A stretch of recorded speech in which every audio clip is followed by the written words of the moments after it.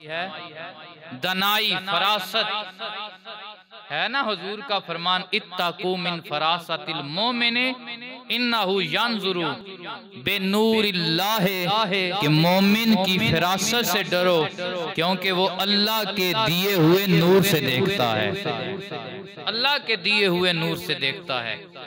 तो ये हकीम कुरान हकीम में तकरीबन 92 मरतबा हकीम का लफ्ज आया और ज्यादातर ये हकीम का लफ्ज अल्लाह तबारक व तआला के लिए आया,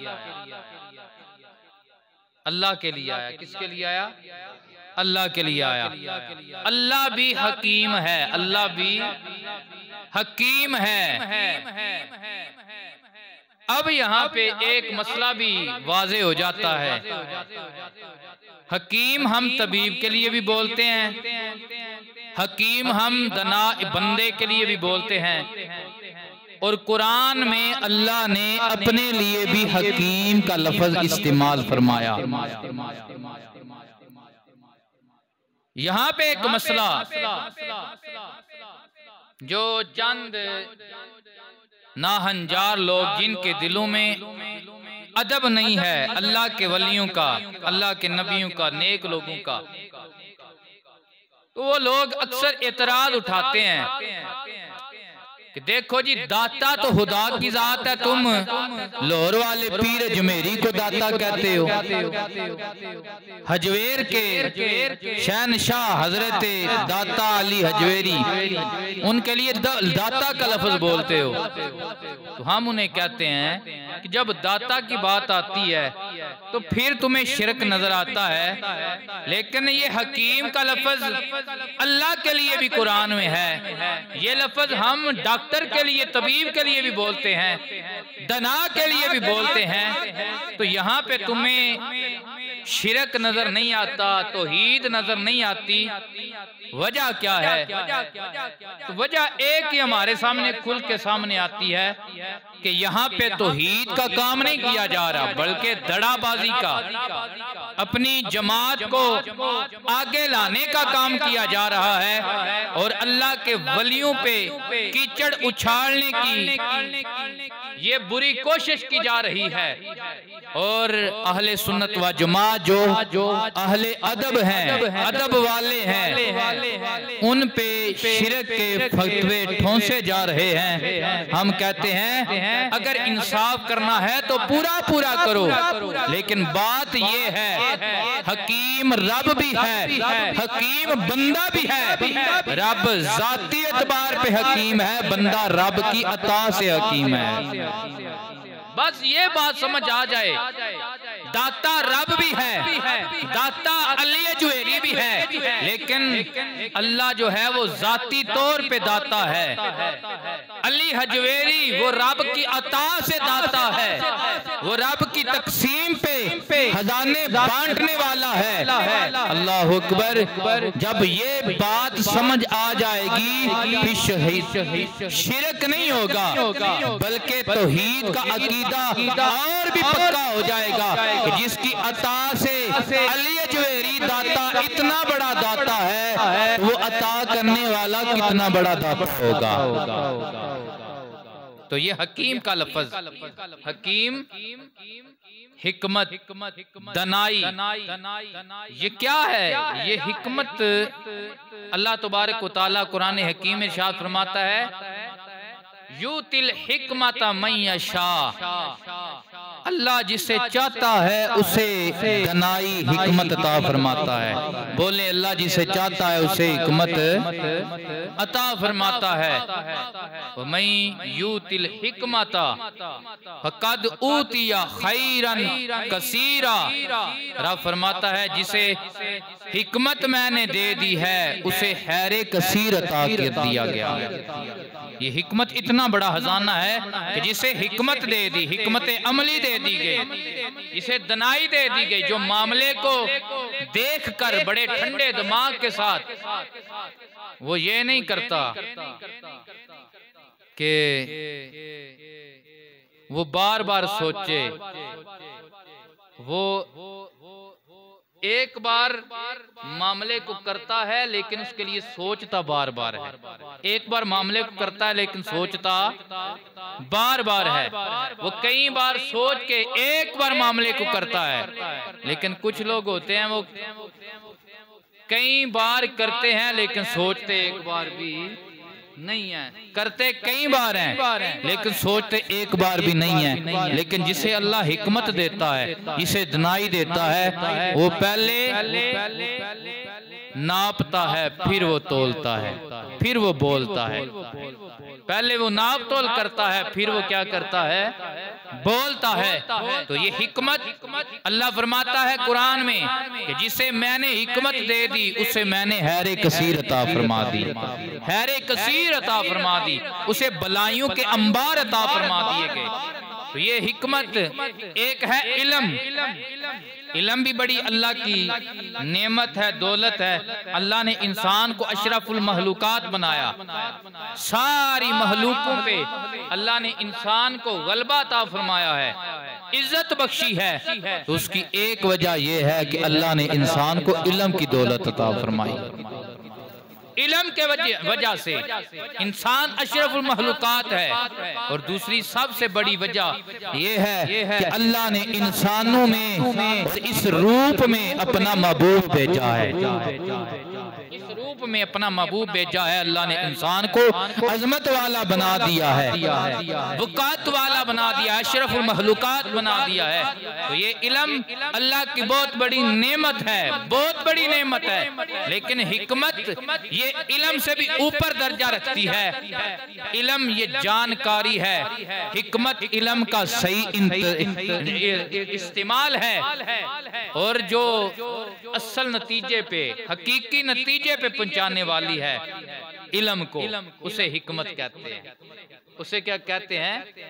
बंदे के पास इल्म आ जाए, हिकमत नहीं, तो फिर उसकी तबलीग इस्लाम को फायदा नहीं देती बल्कि इस्लाम को नुकसान दे सकती है। इल्म आ जाए, हिकमत नहीं, फिर उसे हक नहीं है कि वो तबलीग करे। लेकिन अगर इल्म है साथ हिकमत भी है, फिर इस्लाम के झंडे गड़ जाते हैं, दुनिया के कोने कोने में इस्लाम फैल जाता है। तो ये हिकमत बहुत बड़ी चीज है। मामले को सही तरह से जांचना। और ये हिकमत अल्लाह किन्हें अता करता है? ये हिकमत अल्लाह उन लोगों को अता फरमाता है जो ईमान में पक्के हो जाते हैं, जो ईमान में पक्के हो जाते हैं, जिनका ईमान डावाडोल नहीं होता, जिनके ईमान की ये वक़्त नहीं होती कि जो चाय की प्याली पे बिक जाएं, जो किसी वीजे पे अपने ईमान का सौदा कर दें। ये उन्हें हिकमत नहीं मिलती। हिकमत उन्हें मिलती है जैसे भी मराहल आ जाएं वो एक ही नारा लगाते हैं, अल्लाह अहद व नबी अहमद। अल्लाह एक है और नबी मोहम्मद मुस्तफ़ा सल्लल्लाहु अलैहि वसल्लम है। तो ये ईमान के पक्के लोग, और ईमान के बाद वो तकवे वाले होते हैं। तकवे वाले अल्लाह तबारक व तआला फरमाता है, व इन तत्तकू यजअल लकुम फुरकाना, अगर तुम परहेजगारी इख्तियार करोगे, तकवा इख्तियार करोगे, अल्लाह से डर जाओगे, तो फिर क्या है, मैं तुम्हें हक और बातिल में तमीज करने की सिफ्त अता फरमाऊंगा, सिफ्त अता फरमाऊंगा। आज बंदे कहते हैं ना जी फिरका वारियत का दौर है, समझ नहीं आ रही हक कौन है, बातिल कौन है। भाई तू आलू वाली रेडी पे जाए, तुझे पता चल जाता है नया पुराना है। हाथ में 5000 का नोट पकड़े, तुझे पता चल जाता है असल है या नकल है। जब दीन की बात आए, जब हक की बात आए, फिर हम माजूर हो जाते हैं। फिर हम कहते हैं हमारी अक्ल काम नहीं करती है। लेकिन क्या है, वजह यह है कि हमारे पास तकवा नहीं है, हमारे पास परहेजगारी नहीं है, हमारे पास बस हमने जुबान से कलमा पढ़ा लेकिन कलमे के जो हकूक हैं हम उससे गाफिल हैं, इसलिए हमें हक़ बातिल की तमीज करना नहीं आती है। रब फरमाता है व इन तत्तकू यजअल लकुम फुरकाना, अगर तुम मुझसे डर जाओगे तो फिर क्या है, मैं तुम्हारे अंदर ये सलाहियत रखूंगा कि तुम्हें पता चल जाएगा रहमान वाले कौन है, शैतान वाले कौन है, रहमान वाले कौन है, शैतान वाले कौन है। तो ये जो सिफ्त है हक़ व बातिल के दरमियान नखेड़ करने की, इसे हिकमत कहते हैं। ये दनाई है, ये फरासत है, लेकिन मिलती उसे है जो हुजूर का सच्चा गुलाम बन जाता है। हिकमत इसकी हुजूर इस्लातु वस्सलाम ने अजमत बयान फरमाई। सरकार ने फरमाया जहां से हिकमत मिले, जहां से दनाई की बात मिले वो ले लिया करो। या रसूल अल्लाह क्यों? फरमाया ये मोमिन की गुमशुदा मता है, मोमिन की गुमशुदा मता है। जैसे हमारा माल गुम हो जाए तो हमें मिल जाए तो हम लेते हैं या नहीं लेते, हमें पता चल जाए हमारा गुमशुदा माल फला घर में या फला बंदे के पास है, केस चलते हैं, हम उसके लिए तगो दो करते हैं, तो मेरे हुजूर की जुबान से ये जुमले निकले। हुजूर ने फरमाया हिकमत दनाई ये मोमिन की मिरास है, ये गुमशुदा मिरास है, जहां से मिले वहां से ले ले, जहां से मिले वहां से ले ले। और हिकमत की चोटी क्या है? मेरे आका पाक सल्लल्लाहु अलैहि वसल्लम ने इरशाद फरमाया मखाफतुल्लाहि रासुल हिकमा, अल्लाह का डर ये दनाई की चोटी है। ये क्या है दनाई की? सारे बोले दनाई की क्या है? चोटी है, खुदा का डर। तो इसका अगर उल्ट ले लें, इसका अपोजिट ले लें तो वो क्या बनता है?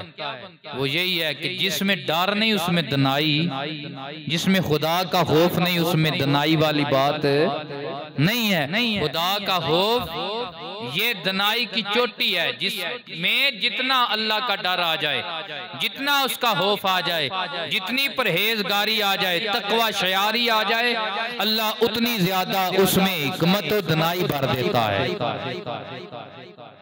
अल्लाह तबारक व तआला ने हजरत लुकमान हकीम का कुरान में जिक्र फरमाया, पूरी सूरत उनके नाम पे है, पूरी सूरत। तो लुकमान हकीम का ये जिक्र आया है, उसकी वजह एक है कि अल्लाह ने उन्हें हिकमत अता फरमाई थी, दनाई अता फरमाई थी। हजरत लुकमान हकीम अल्लाह ने उन्हें ये इजाजत दी थी, इख्तियार दिया था, क्या लुकमान अगर तू नबूवत चाहता है तो तुझे नबूवत दे देते हैं, अगर हिकमत चाहता है तो तुझे हिकमत दे देते हैं। हजरत लुकमान हकीम ने अर्ज किया मौला मुझे नबूवत नहीं, मुझे हिकमत और दनाई चाहिए, मुझे नबूवत नहीं मुझे हिकमत और दनाई चाहिए। तो इस बात में भी उनकी दनाई थी। पूछने वालों ने पूछा कि ये नबूवत बहुत बड़ा मनसब है, अल्लाह जो दे रहा था तुमने लिया नहीं है। कहने लगे वजह ये है कि इसमें अल्लाह ने मुझे इख्तियार दिया था, अगर उसका अमर और आर्डर होता फिर मैं कभी भी इनकार ना करता नबूवत से, उसने मुझे इख्तियार दिया था, तो इसलिए अगर वो अमर के साथ देता तो फिर वारिस भी वही था, अब उसने मुझे इख्तियार दिया था तो मैंने सोचा ये मनसब है, ये छोटा मनसब नहीं है, अगर इसमें मुझसे कमी रह गई तो फिर मैं पकड़ में आ जाऊंगा। तो मैंने अल्लाह से वो चीज मांगी है जो चीज अल्लाह नबियों को भी अता फरमाता है, वो हिकमत है, वो दनाई है। और बेटे को नसीहतें फरमाई, फरमाया बेटा जो दनाई की बात करने वाले हैं उलमा उनकी महफिल में जाया कर, दनाई की बात सुना कर। क्यों? हिकमत जो है ये दिल को उस तरह जिंदा कर देती है जैसे बंजर और मुर्दा जमीन को रहमत की बारिश जिंदा कर देती है। हिकमत की कैसी बात? बेटे ने पूछा अब्बा जी अगर मैं गुनाह करना चाहूं तो फिर क्या है? ये हजरत लुकमान हकीम ये ऐसी कोई बात नहीं थी कि उनका कद बड़ा था या उनका रंग बहुत अच्छा था, वो अबशी थे। हजरत लुकमान हकीम क्या थे? हबशी सुडानी थे। सरकार ने फरमाया सुडानियों से हबशियों से प्यार किया करो। क्यों? इनमें हकीम लुकमान है और इनमें मेरा बिलाल हबशी है। हबशी थे, काला रंग था और उनका कद भी बड़ा नहीं था, छोटे कद के थे। नंबर 3, जैसे बिलाल बरदा थे, गुलाम थे, जैसे इसी तरह हकीम लुकमान भी गुलाम थे। हकीम लुकमान भी गुलाम थे। तो इससे पता ये चलता है कि अल्लाह ज़ाहिरी शक्ल सूरत नहीं देखता, अल्लाह दिल देखता है। अल्लाह ये हिकमत उसे अता करता है जो अंदर का साफ होता है, जिसके दिल में खौफ़े इलाही होता है। तो बेटे ने पूछा अब्बा जी मैं गुनाह करना हो तो फिर क्या करूं? फरमाया बेटा कर लेना, जब दिल करे ना गुनाह करने का तो गुनाह कर लेना, लेकिन करना उस जगह पे जिस जगह पे खुदा देख ना रहा हो। करना उस जगह पे जिस जगह पे खुदा ना देख रहा हो, खुदा ना देख रहा हो, उस जगह पे गुनाह करना। कितनी ये उनकी हिकमत वाली बात थी कि बेटे को उस तरह मना नहीं किया। तू कौन होता है गुनाह की इजाजत लेने वाला, बल्कि ऐसे अंदाज में बात की कि बेटे को समझा दिया कि गुनाह की सजा और जजा देने वाला रब है और कोई दुनिया में ऐसी जगह नहीं है जहां वो देख नहीं रहा है, नहीं रहा है। जहाँ कोई भी ना देख रहा हो वहाँ खुदा देख रहा होता है। तो हज़रात दनाई की बात में जो शान है, जो हिकमत है, अल्लाह तबारक व तआला ने क्या रखी है। वो बादशाह, उसने ख्वाब देखा। क्या देखा? सारे बोले क्या देखा? ख्वाब देखा। ख्वाब में क्या देखता है कि बादशाह ने जो ख्वाब देखा उसने बयान किया अपने मुअब्बरों से कि मुझे इसकी तबीर बयान की जाए। जो भी उसने ख्वाब देखा, तबीर बताने वालों ने बादशाह को तबीर ये बताई कि तेरे ख्वाब की तबीर ये है कि तेरी जिंदगी में तेरे सारे रिश्तेदार मर जाएंगे, तेरे सारे रिश्तेदार।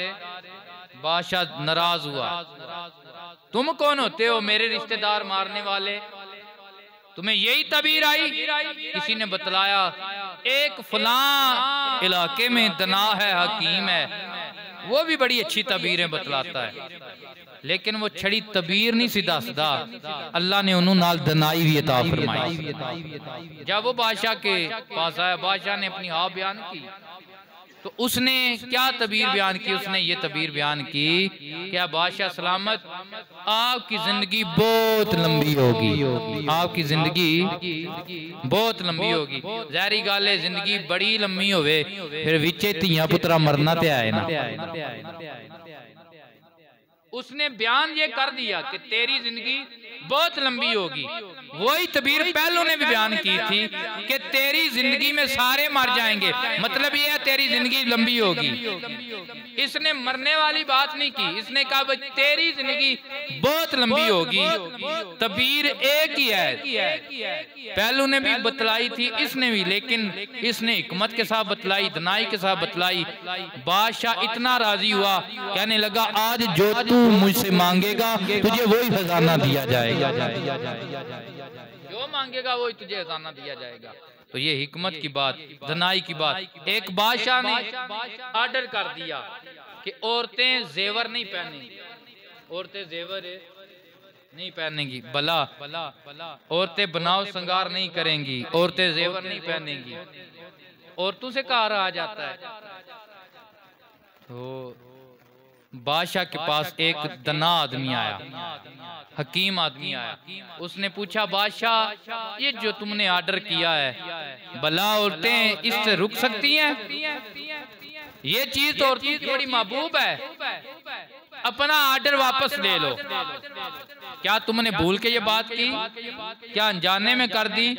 बादशाह कहने लगा अगर अपना ऑर्डर वापस दूंगा तो फिर मेरी बेइज्जती हो जाएगी, फिर तो औरतें मुझसे नंबर लेगी, वो मुझसे बागालब आ गई, तो फिर मेरी बादशाही किस काम की है? अल्लाह अकबर। तो फिर उसने कहा तुम ऐसे करो, तुम कह दो जो जो औरतें जिन्हें अल्लाह ने हुस्न अता किया है उन्हें बनाओ संगवार की जरूरत नहीं, वो नहीं करेंगी बनाओ संगार, वो नहीं जेवर पहनेंगी, वो नहीं बनाओ संगार करेंगी, और जिनके पास हुस्न नहीं है उन्हें इजाजत है। अब हुआ क्या, जब ऐसा बादशाह ने ऑर्डर कर दिया तो वो सारी औरतों ने बनाओ श्रृंगार छोड़ दिया, सारी औरतों ने छोड़ दिया। क्यों? अगर जिसके पास हुस्न नहीं वो भी करेगी तो लोग कहेंगे कि ये हुस्न वाली नहीं इसलिए इसने किया है। तो कोई भी औरत अपने आप को वो बदसूरत नहीं कहती, बंदा भी नहीं कहता, औरत भी नहीं कहती। तो बादशाह के हुक्म पे कैसे अमल हुआ? पहले सिर्फ कहा था कि कोई भी औरत बनाओ श्रृंगार नहीं करेगी, उसने कोई खराबी देखी होगी, लेकिन किसी औरत ने उसकी बात ना मानी। लेकिन दना ने जो फैसला दिया, हकीम ने जो बात बतलाई, जो अंदाज दिया, उस अंदाज से बादशाह ने जब कहा अब जिनको इजाजत थी वो भी नहीं कर रही, वो भी नहीं कर रही थी। तो ये हिकमत, ये दनाई है, ये अल्लाह उन्हें ता फरमाता है जिनके दिल में खौफे इलाही है। जिनके दिल में क्या है? इलाही है।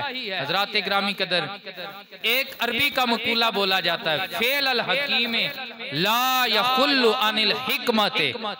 जो दना है उसका कोई भी काम दनाई से हाली नहीं होता, दना का कोई भी काम दनाई से हाली। सबसे बड़ा दना अल्लाह है, सबसे बड़ा दना अल्लाह है। हमें कोई मुसीबत पहुंच जाती है, हमारी कोई चीज अल्लाह हमसे वापस ले लेता है। बसा औकात होता है कि हम तान बांधते हैं कि रब्बा तेनू साडा घर लब्बा सी, हालांकि तू नहीं जानता कि हो सकता है कि अल्लाह तबारक व तआला ने इसमें ही तेरी हैर रखी हो। अल्लाह जो तुझसे माल ले रहा है इसमें तेरी हैर रखी हो। वो एक लालची था, लालची, उसके मुतल्लक हकायत बयान की गई। शहजादी फरमाते हैं अल्लाह ने उसे परिंदों की बोलियां अता फरमाई थी। अल्लाह ने उसे परिंदों की बोलियां, परिंदों की दरिंदों की बोलियां, उनकी समझ अता फरमाई थी, वो समझ आता था। वो एक दिन अपने मुर्गे को दाना डालने लगा, रोटी का टुकड़ा देने लगा। सुबहान अल्लाह। तो जो है ये बच्चे जो हैं खामोश होके बैठा करें, शाबाश, इधर तवज्जो करें। उसके पास एक कुत्ता था, मुर्गा था, वो कुत्ते को डालने लगा रोटी। समझ सुन रहे हैं ना मेरी बात? कुत्ते को रोटी डालने लगा तो मुर्गा पास से बोला यार आज हमारे मालिक का जो बकरा है ना उसने आज मर जाना है, उसने आज मर जाना है, तो ज़ाहिरी बात है तू उसे खा लेना, ये रोटी मुझे दे दे, ये रोटी तू मुझे दे दे। अल्लाह ने लालची को परिंदों की दरिंदों की बोलियां ताकी थी तो वो समझ गया। मुर्गा तो रोटी खा गया, उसने क्या किया, वो बकरा उठाया ले गया मंडी में, उसे बेच आया। बड़ा सियाना बनने लगा कि उसने मर जाना था, उसकी मौत आई थी तो मैंने उसे बेच दिया। दूसरा दिन फिर यूं हुआ, वो कुत्ते को फिर रोटी देने लगा। कुत्ता मुर्गा पास आ गया, कहने लगा यार ये रोटी आज मुझे दे दे, आज इसकी गाय ने मर जाना है, आज इसकी गाय ने मर जाना है। उसने कहा यार कल भी मुझसे धोखा हुआ, लेकिन मुर्गे ने कहा नहीं ऐसी बात नहीं, आज इसकी गाय ने मर जाना है। वो मान गया, दे दिया। उसने गाय पकड़ी, वो भी बेच आया। अल्लाह अकबर। अब क्या हुआ, आज जो रोटी देने लगा तो उसने कहा ऐ कुत्ते ये रोटी मुझे दे दे, ये रोटी मुझे दे दे। क्यों? आज हमारा मालिक मर जाएगा, फिर जो चाहेंगे वो खाएंगे, जो चाहेंगे वो खाएंगे। ये डर गया, डर गया, किसी अल्लाह के प्यारे के पास गया, जाके कहने लगा यार ये बात है, ये मामला है। मुर्गे ने ये कहा था मैंने बकरा भी बेच दिया, उसने कहा था मैंने गाय भी बेच दी। वो कहने लगा तू सियाना बना है, तेरे घर में मुसीबत आनी थी, अल्लाह ने वो तेरे किसी माल पे भेजकर तुझे बचाना था, लेकिन तू लालच में पड़ गया, तूने गाय बेच दी, वो तो जिंदा है, बकरा बेच दिया, वो तो जिंदा है, क्योंकि मरना तो तेरे घर में था। अब तेरी लालच का तुझे यही नुकसान है कि अब तेरी मौत आ गई। वो जो मुसीबत तेरे घर में अल्लाह किसी जानवर पे डाल के तुझे बचाना चाहता था, वो तू सब कुछ बेच आया। तो ये हिकमत अल्लाह की हिकमत है कि वो जानता है कि अगर तेरा जानवर ले रहा है, हो सकता है वो तेरे बच्चे को किसी मुसीबत से बचा रहा है, तो वो जानता है। फेल अल हकीम ला यहुल्लु अनिल हिकमत, कि हकीम का कोई भी फेल हिकमत से हाली नहीं होता, हिकमत से कोई भी हाली उसका फेल नहीं होता है। और अल्लाह अपने प्यारों को जो बात देता है ना हिकमत की, बसा औकात ये होता है हम अपनी ज़ाहिरी अक्ल फरासत से देखते हैं तो हमें वो काम ठीक नहीं लगता, लेकिन अल्लाह वाला जान रहा कि इसमें दुरुस्त बात क्या है, सही नतीजा क्या है। मैंने पिछले जुम्मे में बयान किया था ना कि कुरान हकीम में अल्लाह तबारक व तआला हजरत मूसा और हजरत हिजर का जो वाकया बयान किया है। हजरत हिजर ने बच्चे को मार दिया, वो कश्ती का फट्टा तोड़ दिया और वो दीवार सीधा कर दी। जाहिरन ये तीनों मामला ठीक नहीं थे, जाहिरी तौर पे अगर देखा जाए दुरुस्त नहीं थे। यही वजह थी हजरत मूसा तीनों दफा बोल पड़े, इतराज करने लगे कि ये तीनों काम जो आपने किए हैं ये बनते नहीं, आपने क्यों किए हैं। लेकिन बाद में उन्होंने नतीजा बयान किया कि फट्टा इसलिए तोड़ा कि जो किनारे पे बादशाह खड़ा है वो सलामत कश्ती को ले जाता है। इसमें हिकमत ये थी ताकि इसकी कश्ती बच जाए। बच्चा इसलिए मारा कि इसकी पेशानी पे कुफर लिखा था, ये काफिर है और इसके वालिदैन मोमिन है, और कल ऐसा ना हो कि इसके वालिदैन की मोहब्बत में आकर वो भी काफिर हो जाए, अल्लाह इसके बदले में बेहतर औलाद अता फरमाए। और नंबर 3, दीवार इसलिए सीधी की है कि ये यतीमों का खजाना है, इसके नीचे अगर गिरेगी ये गांव वाले वो खजाना उठाकर ले जाएंगे, तो फिर यतीमों के हाथ कोई भी चीज नहीं लगेगी। बज़ाहिरन मामला ठीक नहीं लग रहे थे, लेकिन अल्लाह का जो वो नबी हजरत हिजर थे, अल्लाह ने उन पे वो सारे राज खोल दिए थे, वो सारी हिकमत जानते थे कि किस शय में भलाई है और किस शय में नुकसान है। तो इसलिए कहते हैं कि फेल अल हकीम ला युहिल्लु अनिल हिकमत, कभी अल्लाह के किसी प्यारे का ऐसा काम देखो कि जो बज़ाहिर तुम्हें ठीक ना लगे, बजाय तुम्हें लगे कि ये ठीक नहीं है, लेकिन वहाँ पे चुप कर जाओ। क्यों? तेरी वहाँ पे रसाई नहीं है जहाँ तक अल्लाह वाले की रसाई और तनाई है, तेरी रसाई नहीं है। अब हिकमत अल्लाह ने नबियों को दी है।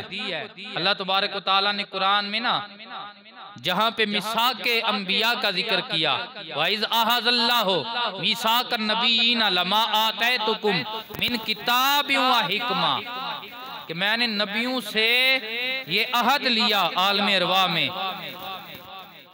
कि मैं तुम्हें किताब और हिकमत अता करूंगा। क्या करूंगा? सारे बोलो, किताब और हिकमत अता करूंगा।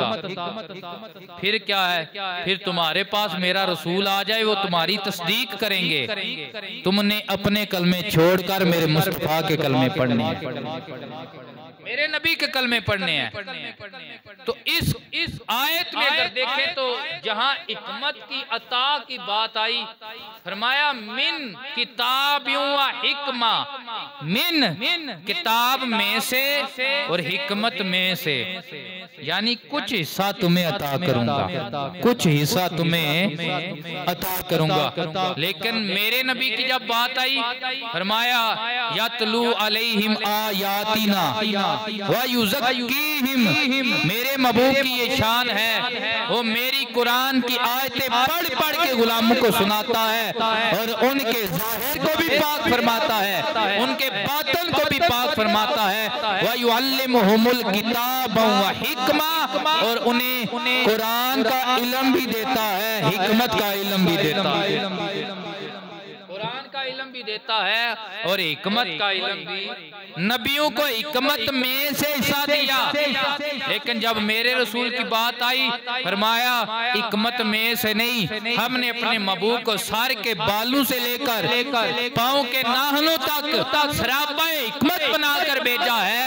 ये हिकमत लेकर ही नहीं आया, बल्कि जिस पे निगाह डालता है उसे भी हिकमत वाला बना देता, जिस पे निगाह डालता है उसे भी हिकमत वाला बना देता है। यही वजह है कि अल्लाह तबारक व तआला के महबूब की बारगाह में अबू बकर आए, अल्लाह ने इतनी हिकमत दी, इतनी फरासत दी कि जब मुनकरीने ज़कात हजूर के विसाल के बाद ना, मुनाफिकीन कुछ लोग जो ऐसे थे कच्चे ईमान वाले, उन्होंने ज़कात देने से इनकार कर दिया। वो कहने लगे ये तो टैक्स है। तो हजरत अबू बकर एक तरफ थे, सारे सहाबा एक तरफ थे। हजरत अबू बकर ने कहा कि मैं इनसे क़िताल करूंगा। उमर कहते थे ये कलमा पढ़ने वाले, इनसे क़िताल नहीं होगा। हजरत अली भी कहते थे इनसे जहाद नहीं होगा, लेकिन हजरत अबू बकर कहते थे कि मैं इनसे जहाद करूंगा और मैं सारे सहाबा भेज दूंगा, हत्ता के मदीने में कोई भी मर्द ना रह जाए, लेकिन जो मुनकरीने ज़कात हैं मैं उनका मुकाबला करके रहूंगा। बाद में हजरत उमर और हजरत मौला अली कहते थे कि वो हिकमत की बात, वो दनाई की बात जो हमारे ऊपर बाद में खुली थी, अल्लाह ने अबू बकर के ऊपर पहले खोल दी थी, पहले खोल दी थी। यानी हजरत अबू बकर हक पर थे, वो ठीक कह रहे थे कि ज़कात फर्ज है उमरा पे, उनके मालों पे, और जो इसका इनकार करे उससे जिहाद होना चाहिए, जो इसका इनकार करे उसके साथ जिहाद होना चाहिए, ये फर्ज है। लेकिन ये सारे सहाबा कहते थे ये जो हिकमत वाली बात थी ना, हम पे बाद में आया हुई थी, अकेले अबू बकर पे पहले आया हो गई थी। हजरत उमर फारूक, अल्लाह ने हिकमत कैसी खोली कि हजरत उमर फारूक अभी वही आई नहीं होती थी, लेकिन वही के मुताबिक अल्लाह हजरत उमर की जुबान पे पहले बात जारी फरमा देता। अभी शराब हराम नहीं थी, हजरत उमर फारूक ने पहले मशवरा दे दिया था, या रसूल अल्लाह शराब हराम होनी चाहिए, ये मना हो जानी चाहिए। इधर हजरत उमर मशवरा दे रहे थे, उधर अल्लाह की कुरान की आयतें नाज़िल हो रही थी। अभी मोमन मुनाफिकों में नखेड़ नहीं हुआ था, सारे नबी की इक्तदा में नमाज पढ़ते थे। हजरत उमर ने अर्ज किया, या रसूल अल्लाह ये मुनाफिक पलीद है, आपके इल्म पे तान करते हैं, ये इल्मे गैब का इनकार करते हैं, या रसूल अल्लाह इन्हें मस्जिद आने की इजाजत ना दी जाए, इनमें नखेड़ किया जाए और इनमें फर्क किया जाए। हजरत उमर अभी ये मशवरा दे रहे थे और हुजूर की बारगाह में ये इल्तिजा कर रहे थे। उधर जिब्रील अमीन अल्लाह की बारगाह से कुरान की आयत लेकर नाज़िल हो रहे थे। तो ये हिकमत है जो अल्लाह अपने प्यारों पे खोल देता है कि वो उस नतीजे को पहले पहुंच जाते हैं जिस नतीजे पे एक आम दुनियादार पहुंच सकता नहीं है। फिर क्या होता है, जब बंदा अल्लाह का कुर्ब पाता है तो उसकी इज्जत और शरफ का यह आलम है। रब फरमाता है कुन तो समा उल्लाती यस्माउ बिही व बासरा उल्लाती यबसुरु बिहा व रिजला उल्लाती यमशी बिहा व यादा उल्लाती यमतेशु बिहा। अल्लाह फरमाता है उसके आंख, उसकी कान, उसका दिमाग, उसका दिल, उसके हाथ, उसके पाँव की ताकत मोहम्मद का रब बन जाता है। मोहम्मद का भाई जिसकी सोच की ताकत रब बन जाए फिर उसकी सोच हता खाती नहीं है। जिसकी आंख की ताकत रब बन जाए फिर क्या होता है, वो बैठा तो मिस्दे नबवी में मिंबरे रसूल पे होता है और नहावत का सारा मंजर देख रहा होता है और ये हुक्म कर रहा होता है, या सारियल जबल, वो सारिया पहाड़ के पीछे की खबर ले, दुश्मन आ रहा है। वो कौन होता है? वो हजरत उमर होते हैं। वो कौन होते हैं? हजरत उमर होते हैं। दनाई अल्लाह इतनी अता फरमाता है कि मौला अली के पास बंदे सवाल लेके आते हैं, आज अली का रास्ता रोकना है, आज नमाज से हमने अली को लेट करना है, अली बताओ अंडे कौन देता है, बच्चे कौन देता है? फरमाया लंबा जवाब दूं या छोटा जवाब दूं? कहने लगे 2 जुमलों में बात मुकम्मल कर दो। अली पाक ने फरमाया जिनके कान अंदर है, जिनके कान अंदर है वो अंडे देते हैं, जिनके कान बाहर है वो बच्चे देते हैं। दूसरा आ गया, उसने भी यही सवाल किया, उसने भी यही सवाल किया, अली अंडे कौन देता है, बच्चे कौन देता है? अली पाक ने फरमाया तू अली के दरवाजे पे आया है, अली आम नहीं है, ये बाबे मदीनातुल इल्म है। अल्लाह ने हिकमत के दरवाजे अली पे खोले हैं। हाँ, सवाल तेरा एक है लेकिन जवाब मैं पहले दे चुका, तुझे वो नहीं दूंगा, तुझे और दूंगा जवाब। फरमाया जो चबा कर खाते हैं वो बच्चे देते हैं, जो साबत दाना निकल जाते हैं वो अंडे देते हैं। जो चबा के खाते हैं वो बच्चे देते हैं, जो साबत दाना खा जाएं, साबत लुकमा खा जाएं, वो क्या करते हैं? अंडे देते हैं। तो ये अली पाक, अल्लाह अकबर। आपने फरमाया इस एक सवाल पे तुम कई सवाल करोगे, एक सवाल को कई बार करोगे, ये अली का दर है, हर बार नया जवाब मिलेगा, हर बार नया जवाब मिलेगा। जब हजरत उमर पाक के जमाना में औरतों का झगड़ा हो गया तो वो औरतें हजरत उमर के दरबार में आई। किस बात को लेकर? कि बेटा मेरा है, एक बेटा था ना, एक तो दोनों यही कहती थी कि ये मेरा बेटा है, दूसरी कहती थी ये मेरा बेटा है। अल्लाह अकबर। बात हजरत मौला कायनात तक पहुंची। क्यों? जब भी बात ऐसी होती तो हजरत उमर फारूक कहते हजरत अली से जाकर पूछो, हजरत अली से जाकर पूछो। तो मौला कायनात ने फरमाया दोनों का बराबर दूध लिया जाए और उसका वजन किया जाए। जब वजन किया फरमाया जिसका दूध ज्यादा वजनी है बेटा उसका है, जिसका वजनी नहीं है उसकी बेटी है। तो किसी ने पूछा या अली ये क्या वजह है?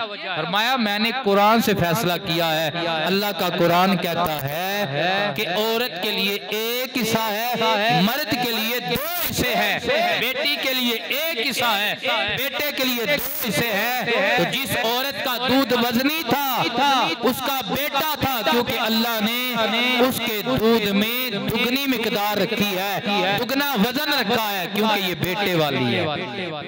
ये क्या है?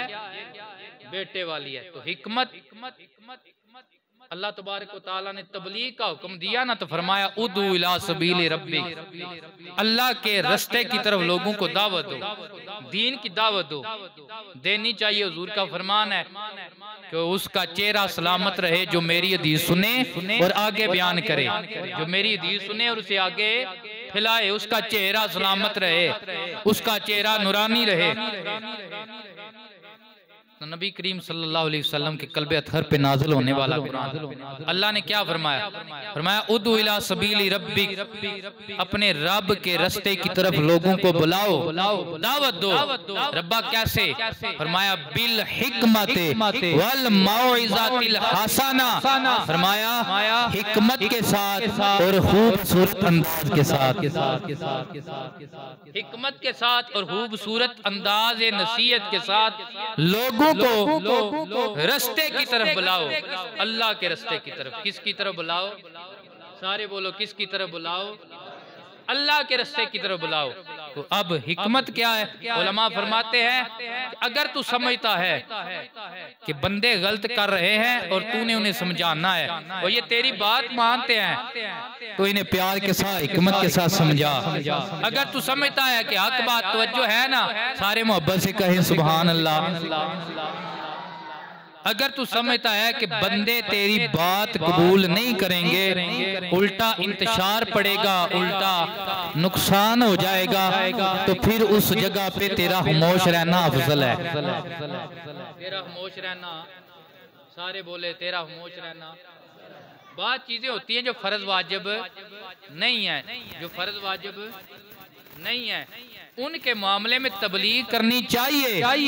लेकिन अगर इंतशार का मामला हो तो फिर मसलहत के तहत खामोशी बेहतर है कि इंतशार पड़े। खामोशी बेहतर है कि इंतशार पड़े। नंबर 3, उलमा ने तीसरी बात बयान की, वो ये है कि हक तो बोलना चाहिए। अगर तू समझता है कि तेरे ऊपर लोग हक बयानी की वजह से जुल्म सितम करेंगे और तू बर्दाश्त कर सकता है, तो फिर तुझे इख्तियार है बयान कर या ना कर, बयान कर या ना कर, बयान कर या ना कर। अल्लाह अकबर। तो ये हिकमत के तहत है। इसीलिए नबी पाक ने हदीस में 3 कैटेगरियां बयान फरमाई। फरमाया कि मोमिन के ईमान के 3 दर्जे हैं।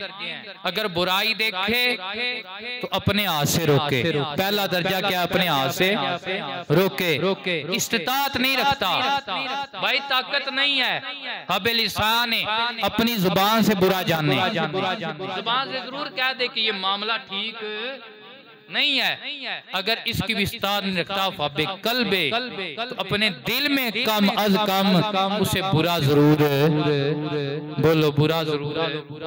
हमारे ईमान का क्या दर्जा है? उन्होंने फरमाया ज़ाले का अदवाफुल ईमान, दिल में जो बुरा जानना है ये सबसे निचला दर्जा ईमान का। इसके बाद ईमान का दर्जा कोई नहीं है। लेकिन हमारा हाल यह है, हम बुराई देखकर उसे बुरा भी नहीं जानते, बुराई देखकर हम उसे बुरा भी नहीं जानते, हम उसे बुरा भी, सारे बोलो बुरा भी नहीं जानते। नाराज हो गए ना कि राजी बैठे हो? हाँ, क्योंकि घड़ी हाल तुसी वेंदे हो पे मोहब्बत ना को, सुभान अल्लाह। बुराई देखकर हम उसे बुरा भी नहीं जानते। भाई सब ठीक है, मैं सिर्फ एक बात पूछता हूँ, अगर सब ठीक है तो अल्लाह ने अपने महबूब को दीन इस्लाम का वो झंडा अता फरमा के मक्का में क्यों भेजा? ये बात है। हक बयानी जरूर है, उसमें मसलियत जरूर है, उसमें हिकमत जरूर है, लेकिन हिकमत का ये माना नहीं है कि हक को बातिल के साथ मिलाया जाए। ये माना हिकमत का नहीं है कि उसे हक को बातिल के साथ मिला दिया जाए।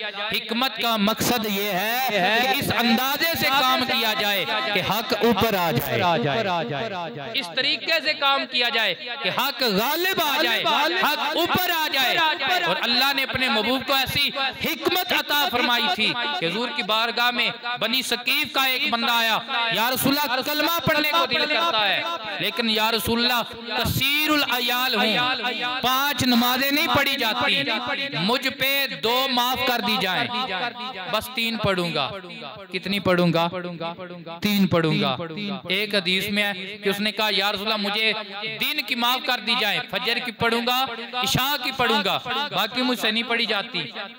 तो मेरे रसूल, अल्लाह ने हिकमत अता फरमाई है ना, अल्लाह ने सरापा हिकमत बनाया। सरकार ने फरमाया ला अपना हाथ आगे कर, कमली वाले के हाथ पे ईमान की आज बैत कर, कमली वाला तुझे इजाजत देता है, तू दूर पड़ेगा, अल्लाह तुझे 5 का सवाब बता, तुझे 5 का सवाब अता फरमाएगा। लेकिन ये हर एक के लिए इजाजत नहीं। अल्लाह ने 5 फर्ज किए हैं, लेकिन अल्लाह ने अपने महबूब को मुख्तारे कायनात बनाया है। मेरा नबी चाहे तो जिसके लिए चाहे 2 कर दे, अजर फिर भी 5 का चलता रहे। लेकिन हिकमत क्या थी? सरकार जानते थे कि मोहब्बत वाला ये अंदाज इस पे ऐसा असर करेगा। उधर वो कलमा पढ़ता गया और साथ अर्ज करता गया या रसूल अल्लाह, आज के बाद मैं 5 नहीं, मैं तहज्जुद भी पढ़ा करूंगा, मैं तहज्जुद भी अदा किया करूंगा। हिकमत का अंदाज ये था कि मक्के वालों ने ऐलान कर दिया कि जो कमली वाले को पकड़ के लाएगा, हिजरत वाली रात जो हुजूर ने हिजरत फरमाई ना, तो उन्होंने ऐलान कर दिया हम उसे 100 सुरह ऊंट देंगे। कितने ऊंट देंगे? बड़े बड़े लालची रस्ते में बैठ गए थे, किसे नहीं ऊंट प्यारे, उस वक्त की पराठ वो थी। तो बुरैदा असलमी 70 बंदे लेकर रास्ते में बैठ गया। कितने बंदे लेकर? हजरत बुरैदा असलमी जिन्होंने बाद में कलमा पढ़ा है, 70 बंदे लेकर रास्ते में बैठ गया। करीमा का सल्लल्लाहु अलैहि वसल्लम का रास्ता रोकने के लिए बैठा हुआ है। जब देखा ना हजरत अबू बकर सिद्दीक के गुलाम ने अर्ज किया, या रसूल अल्लाह, इसने रास्ता रोका हुआ है। मेरे आका मुस्कुराए, वजह ये है ये तो जमीनी रास्ता रोका हुआ है। आमना का लाल तो अर्शों की सैर करके आया, रास्ता किसी ने रोका ही नहीं। जब सामने आया कमली वाले ने फरमाया, मन अंता, कौन है? उसने अर्ज किया, मेरा नाम बुरैदा है। फरमाया मिन ऐना, किस कबीले में से है? कहने लगा मैं असलम कबीले में से हूँ। अल्लाह अकबर। मेरे आका पाक ने फरमाया तेरा नाम बुरैदा है। बुरैदा बर्द से है, बर्द का माना ठंडक है, बर्द का माना ठंडक है।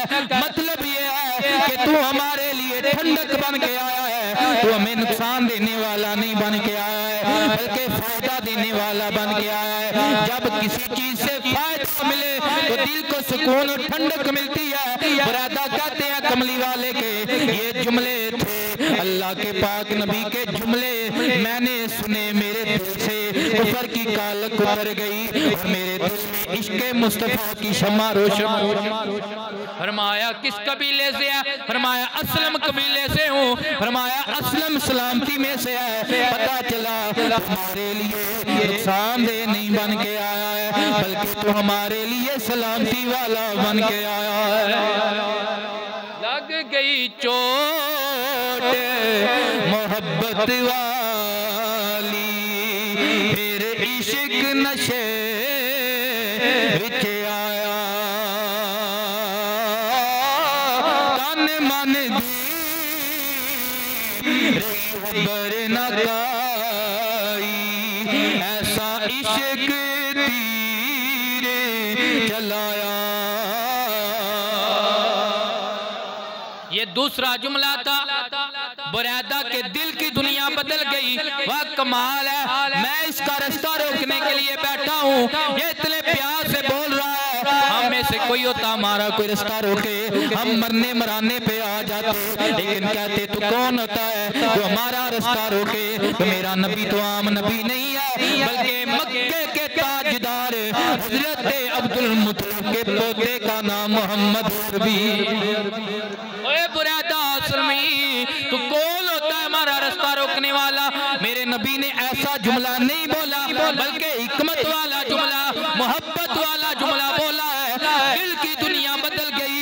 वो जो रास्ता रोकने आया था आज कमली वाले के कदमों में पड़ा है, अर्ज कर बाल चराग इश्क दा मेरा रोशन कर सीना, दिल दे दीवे रुशनाई जावे विच ज़मीना। जो रास्ता रोकने आया था अब उसके 70 गुलाम भी साथ है, वो भी कलमा मेरे नबी का पढ़ रहे हैं, गुलामी रसूल का दम भर रहे हैं। अल्लाह अकबर। अब रास्ता आगे चलने लगे। उसने कहा या रसूल अल्लाह, ऐसे मदीने नहीं जाएंगे। अपने गुलामों को ऑर्डर किया, अपनी तलवारें सीधी कर लो, अपनी दस्तारें उतार लो।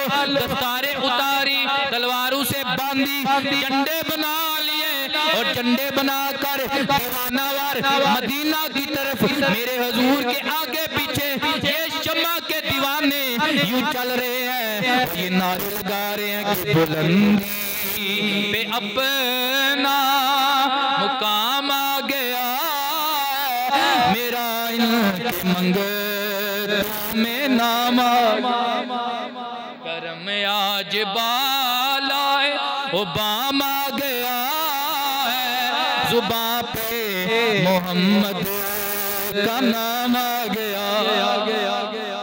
तो ये हुजूर की हिकमत थी। एक बुरैदा ही नहीं 70 बंदों ने हुजूर का कलमा पढ़ा है। और 7 हुजूर के मुहाफ़िज़ बन के मदीना में दीवाना वार गए हैं और एक जुलूस की शक्ल में गए हैं और झंडे लहराते गए हैं। क्यों? ये झंडे कमली वाले के इश्क में लहराए गए हैं। वाहिर दावाना अनिल हम्दुलिल्लाहि रब्बिल आलमीन।